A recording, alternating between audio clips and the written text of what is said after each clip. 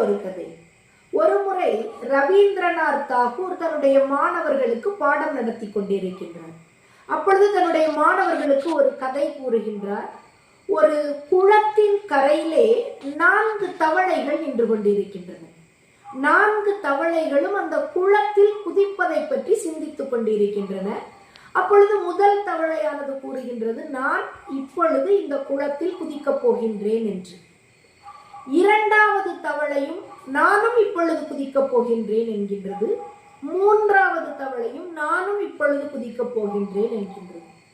இப்பொழுது ரவீந்திரநாத் தாகூர் தன்னுடைய மாணவர்களை பார்த்து ஒரு கேள்வி கேட்கின்றார். இப்பொழுது கரையில் மொத்தம் எத்தனை தவளைகள் இருக்கும் என்று. மாணவர்கள் எல்லாரும் ரொம்ப வேகமா மனக்கணக்கு போட்டாங்க.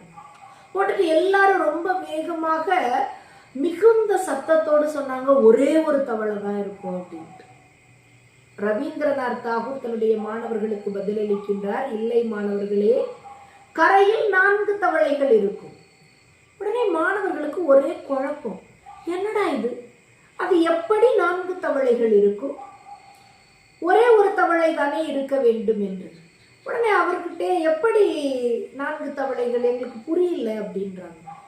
உடனே அவர் விளக்கம் கூறுகின்றார், நான் கதை சொல்கின்ற பொழுது சொன்ன வார்த்தை என்ன அப்படின்னா, 4 தவளைகளும் நான் குதிக்க போகின்றேன் என்று தான் சொன்னதே ஒழிய அவை நான் குதிக்கின்றேன், குதித்து விட்டேன் என்று சொல்லவில்லை. குதிக்க போகின்றேன் என்பது வேறு, குதிப்பது என்பது வேறு.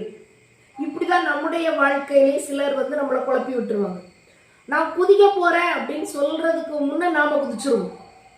இந்த அவசர புத்தி சில இடங்களில் நம்மிடம் இருக்கக்கூடாது. நம்மோட மைண்டை டைவர்ட் பண்றதுலேயே, டைவர்ட் பண்ணி நம்மளை ஏதாவது ஒரு இடத்தில் வீழ வைப்பதிலேயே சிலருடைய கவனம் மிகுதியாக இருக்கும். அப்படிப்பட்ட நபர்களிடம் மிகவும் கவனமாக இருக்க வேண்டும்.